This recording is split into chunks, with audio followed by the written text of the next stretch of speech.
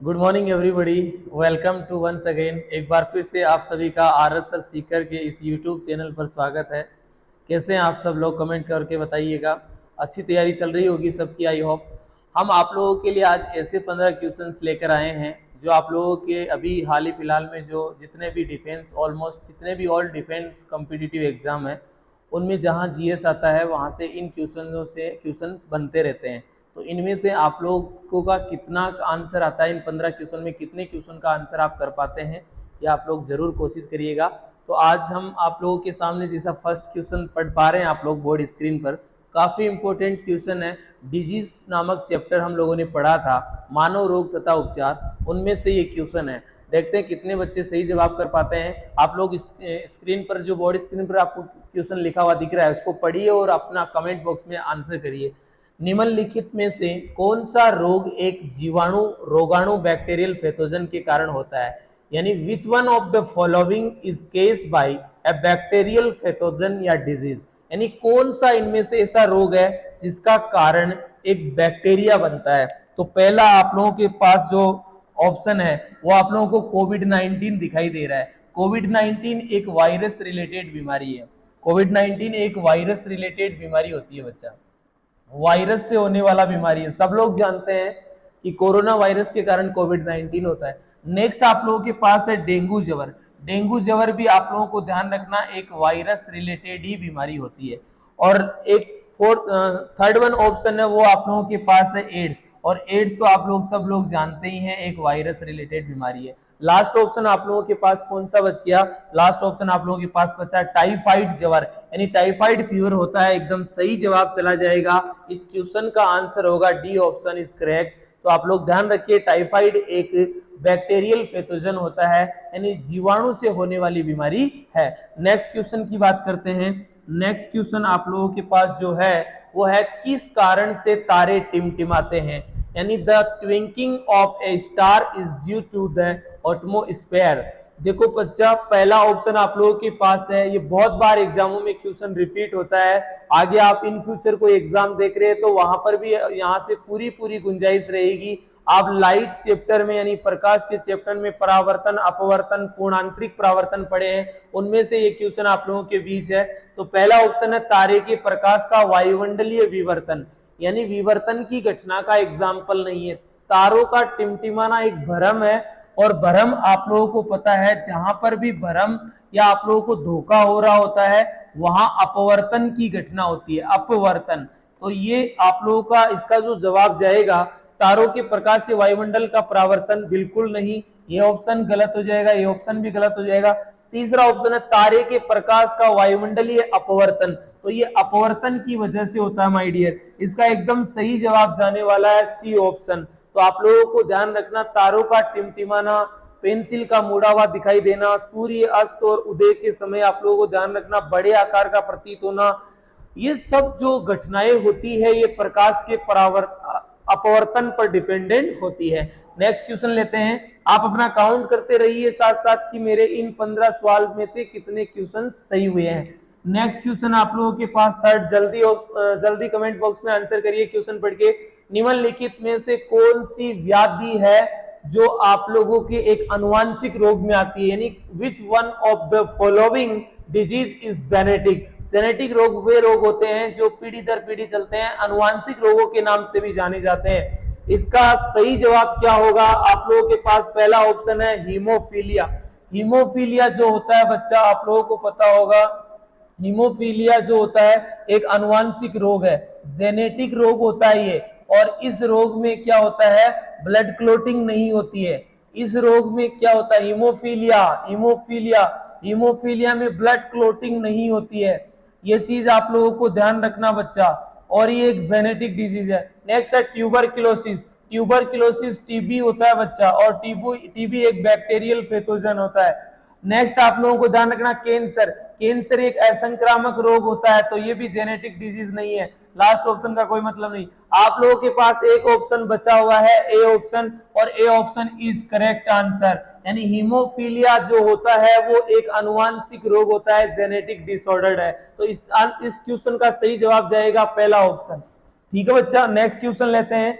Next question जो आप लोगों के बीच है चौथा नंबर का क्वेश्चन, निम्नलिखित में से कौन सा पानी में घुलनशील विटामिन है? विच of the following is a water soluble vitamin? First option आप लोगों के पास है डी, सेकंड ऑप्शन है विटामिन ई, सी वन ऑप्शन है विटामिन बी, और लास्ट वन ऑप्शन है नन ऑफ दीज, यानी कि इनमें से कोई नहीं।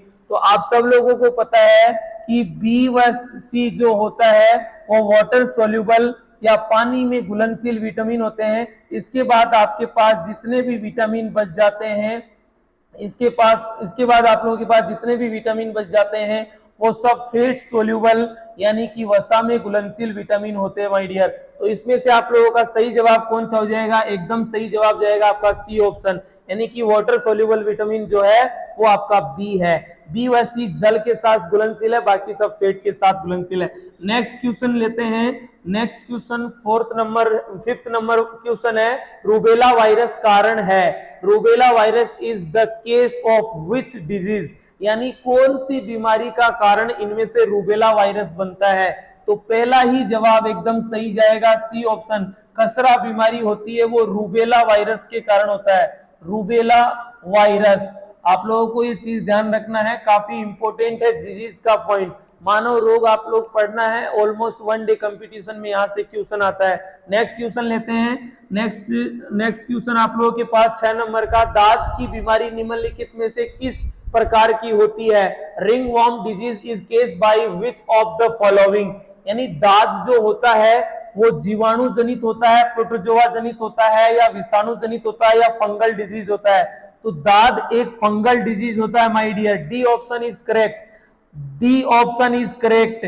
इसका आंसर जाएगा फंगल डिजीज। फंगल यानी कि कवक जनित रोगों में पढ़ा था हम लोगों ने दाद बीमारी को आप लोग रिंग वर्म भी बोलते हैं। इस बीमारी को रिंग वर्म बीमारी भी कहते हैं। इसमें स्किन पर इस प्रकार की रिंग जैसी संरचना बन जाती है, इसलिए इस दांत बीमारी को रिंग वर्म बीमारी भी कहा जाता है। नेक्स्ट क्वेश्चन की बात करते हैं। 7 नंबर क्वेश्चन है, प्रोटीन के उत्पादन में मूल इकाई है? The basic unit in the production of protein. यानी प्रोटीन को बनाने की इकाई जो होती है वो आप सब लोगों को पता होगा एमिनो एसिड होता है। एमिनो एसिड से मिलकर प्रोटीन बनता है बच्चा। और कितने एमिनो एसिड बराबर एक प्रोटीन होता है? तो 20 एमिनो एसिड बराबर एक प्रोटीन होता है। 20 एमिनो एसिड से तैयार हो जाता है एक प्रोटीन। तो आप लोगों को ये चीज ध्यान रखना है कि प्रोटीन की छोटी इकाई जो होती है वो होती है बच्चा amino acid. C option is correct. Next हम बात करते हैं 8th नंबर क्वेश्चन की। 8 नंबर का क्वेश्चन आप लोग पढ़ रहे हैं, काफी आसान है और बहुत बार एग्जाम में पूछा भी जाता है। विटामिन ए का अच्छा स्रोत क्या है? A good source of vitamin A is. So first option है आप लोगों के पास आलू, कट हो जाएगा। गाजर एकदम सही जवाब जाएगा, कैरेट यानी कि गाजर में विटामिन ए अच्छा और प्रचुर मात्रा में पाया जाता है। प्याज और ये दोनों ऑप्शन करेक्ट अनकरेक्ट हो जाएंगे। इसका एकदम करेक्ट जवाब जाएगा बच्चा बी ऑप्शन। नेक्स्ट क्वेश्चन लेते हैं आप लोगों के 9 क्वेश्चन आप लोगों के पास जो है, निम्नलिखित में से कौन सा अम्ल पेट में बैक्टीरिया को नष्ट करता है? विच ऑफ द फॉलोइंग एसिड? आप लोगों को आंसर कमेंट बॉक्स में करना है, जल्दी आंसर बताइए। 4 ऑप्शन आप लोगों के सामने बोर्ड स्क्रीन पर दिख रहे हैं। पहला ऑप्शन आप लोगों के पास है H2SO4। H2SO4 होता है बच्चा सल्फ्यूरिक एसिड। तो सल्फ्यूरिक जो एसिड होता है, सल्फ्यूरिक एसिड, इसको किंग ऑफ एसिड भी कहते हैं। और सल्फ्यूरिक अम्ल वाहनों की बैटरियों में यूज लिया जाता है। तो इसका तो यहाँ पर कोई इंपॉर्टेंस ही नहीं है। NaCl आप लोगों को पता है ये एक साल्ट होता है और ये नमक है, ठीक है बच्चा, इसका भी कोई रोल नहीं है यहाँ। Milk of magnesia, magnesium hydroxide होता है। ये क्या है? Magnesium hydroxide. मैग्नीशियम हाइड्रोक्साइड जो होता है वो आप लोग इनो लवण लेके आते हैं ना, हाइड्रोक्साइड ऑक्साइड। तो इनो साल्ट में मिल्क ऑफ मैग्नीशिया होता है। इसका पीएच सबको पता है 10 से 12 होता है, बहुत बार एग्जामों में पूछा गया है। नेक्स्ट आप लोगों के पास एक ऑप्शन बच जाता है, वो है HCl। HCl होता है हाइड्रोक्लोरिक एसिड। हाइड्रोक्लोरिक एसिड, तो हाइड्रोक्लोरिक अम्ल जो होता है वो पेट में बनता है, स्टोमक में, और बैक्टीरिया को नष्ट करता है। ये स्ट्रॉन्ग एसिड होता है बच्चा, स्ट्रॉन्ग एसिड, यानी कि ये मजबूत अम्ल होता है। इसकी पीएच होती है 0 से 1, इसकी पीएच 0 से 1 होती है। और बैक्टीरिया इसके संपर्क में आते ही भस्म हो जाते हैं, नष्ट हो जाते हैं। और आप लोगों के पेट में HCl की अधिकता से आप लोगों को बताया हुआ है एसिडिटी भी होती है। एसिडिटी का कारण कौन सा अम्ल है? तो HCl। और एसिडिटी होती है तो आप लोग इनो साल्ट लेते हैं, और उस इनो साल्ट में क्या होता है? उस इनो साल्ट में मिल्क ऑफ मैग्नीशिया होता है। इसका एकदम सही जवाब जाना है बच्चा आप लोगों का, D option is correct. Next question लेते हैं। नेक्स्ट क्वेश्चन आप लोगों के पास 10 नंबर का है। तपेदिक यानी टीबी के संदर्भ में निम्नलिखित में से कौन सा कथन सही नहीं है? आपके पास 4 स्टेटमेंट है, उनमें से एक स्टेटमेंट है जो टीबी रोग के लिए एकदम अनकरेक्ट है। With reference to tuberculosis which of the following statement not correct, यानी सही नहीं है। पहला ऑप्शन दिख रहा है, यह फेफड़ों को प्रभावित करता है लेकिन शरीर के अन्य हिस्से को प्रभावित भी कर सकता है। बिल्कुल सत्य बात है, एकदम सही बात है ये तो। दूसरा बोल रहा है ऑप्शन, दूसरा ऑप्शन है यह एक दूसरे व्यक्ति में हवा के माध्यम से नहीं फैलता है। बिल्कुल गलत बात है, हवा के माध्यम से तो टीबी होती है। तो ये ऑप्शन या ये स्टेटमेंट गलत है टीबी के रिगार्डिंग। तो आप लोगों का बी ऑप्शन सही हो जाएगा इसमें। मतलब टीबी जो फैलती है वो वायु से फैलती है, ये बोल रहा है नहीं फैल रहा है, तो टीबी के लिए गलत स्टेटमेंट है। तो इसका एकदम जो सही जवाब जाना है बच्चा, वो आप लोगों का जाना है कौन सा? बी ऑप्शन एकदम करेक्ट आंसर हो जाएगा। नेक्स्ट क्वेश्चन लेते हैं।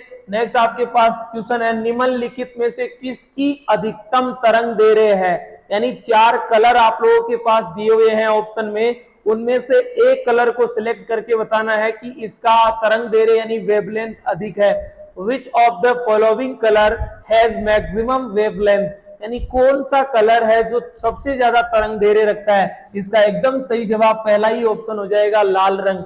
लाल रंग की तरंग दैर्घ्य यानी वेवलेंथ अधिक होती है, इसका स्कैटरिंग कम होता है। स्कैटरिंग इट मींस परकिनन, परकिनन होता है फैलना या बिखरना, ये सबसे कम बिखरता है। वेवलेंथ इसकी ज्यादा होती है इसलिए दूर से ही नजर आता है। सूर्य के रंग में आपको पता है सारे रंग होते हैं, लेकिन लाल कलर आपको दूर से ही वहां से दिखाई दे रहा है, इसका मतलब इसका वेवलेंथ अधिक होता है। खतरे के निशान या डेंजर जोन होते हैं, डेंजर जोन जो होते हैं ना, डेंजर जोन, उस जोन में किस कलर का यूज किया जाता है? खतरे के निशान में लाल रंग का यूज किया जाता है। ठीक है बच्चा, तो इसका एकदम सही जवाब आप लोगों का ए ऑप्शन हो जाएगा। नेक्स्ट क्वेश्चन पढ़ते हैं। नेक्स्ट क्वेश्चन है, किस विटामिन की सहायता से रक्त का थक्का बनता है? Which one of the following helps in clotting of blood, यानी अपने शरीर में ऐसा कौन सा विटामिन है जो रक्त का थक्का बनाने में सहायक होता है? पहला ऑप्शन विटामिन बी, दूसरा ऑप्शन आप लोगों के पास है विटामिन, दूसरा ऑप्शन आप लोगों के पास जो है विटामिन B1, और तीसरा ऑप्शन है विटामिन के, और लास्ट ऑप्शन है आप लोगों के पास नन ऑफ दीज। एकदम सही जवाब जाएगा बच्चा विटामिन के। विटामिन के होता है वो रक्त का थक्का बनाता है। आप लोगों से पूछा जाए कौन सा विटामिन रक्त का थक्का बनाता है तो के आंसर आएगा। पूछा जाए कौन सा मिनरल्स रक्त का थक्का बनाने में सहायता करता है तो कैल्शियम आएगा। आपसे पूछा जाए कौन सी ब्लड सेल्स रक्त का थक्का बनाने में सहायता करती है तो जवाब आ जाएगा आप लोगों का प्लेटलेट्स, प्लेटलेट्स। और आप लोगों से पूछा जाए कौन सी प्रोटीन रक्त का थक्का बनाने में सहायता करती है तो आपका जवाब जाएगा प्रोथ्रोम्बिन, प्रोथ्रोम्बिन। तो ये 4 बातें काफी इंपॉर्टेंट है, आईएमपी है, इनको आप लोग ध्यान से क्लियर करिए बच्चा। नेक्स्ट क्वेश्चन लेते हैं, काफी इंपॉर्टेंट है। वयस्कों में रक्त की मात्रा होती है total volume of blood in a normal adult human being is. So option आप लोगों के पास 4 दिखाई दे रहे हैं। काफी आसान क्वेश्चन है, आज की डेट में पूछते पूछते बूढ़ा भी हो गया ये सवाल, और सभी एग्जाम की तैयारी करने वाले बच्चों का सही आंसर आना चाहिए, सबकी जुबान पे होता है। तो आप लोगों को ध्यान रखना 5 से 6 लीटर एक स्वस्थ व्यक्ति में रक्त की मात्रा होती है। आप लोगों को कुल वजन का रक्त प्रतिशत पूछा जाए, कुल वजन का रक्त प्रतिशत पूछा जाए तो आप लोगों का जवाब क्या आएगा बच्चा? रक्त प्रतिशतता पूछी जाए तो आप लोगों को ध्यान रखना 7% रक्त होता है कुल रक्त का। ये चीज आप लोगों के लिए काफी इंपोर्टेंट है, आईएमपी है। रक्त का मेजरिंग हम यूनिट में करते हैं, रक्त का मापन यूनिट में किया जाता है। 1 यूनिट बराबर कितना ब्लड होता है तो 450 ml हो सकता है या फिर 350 ml भी हो सकता है। इंटरनेशनल वैल्यू या मेजरमेंट के हिसाब से 450 ml आएगा, वैसे 350 ml होता है। नेक्स्ट क्वेश्चन की बात करते हैं। तो क्वेश्चन आप लोगों के कंप्लीट हो गया बच्चा। तो इतने क्वेश्चन आप लोगों को आई होप मजा दिए होंगे, इंपॉर्टेंट क्वेश्चन है, आप लोग इसको ध्यान से पढ़िए। और इस प्रकार के सेशन आप लोगों को यदि पसंद आ रहे हैं तो आप ज्यादा से ज्यादा सेशन को शेयर करिए अपने फ्रेंड की सर्किल में, और हम नेक्स्ट सेशन और आप लोगों को इसी तरीके से लेकर देंगे, जल्दी से जल्दी आप लोगों के बीच आएंगे। जब तक के लिए धन्यवाद, मस्त रहिए, हंसते रहिए, मम्मी पापा का नाम रोशन करते रहिए। जय हिंद, जय भारत, थैंक यू।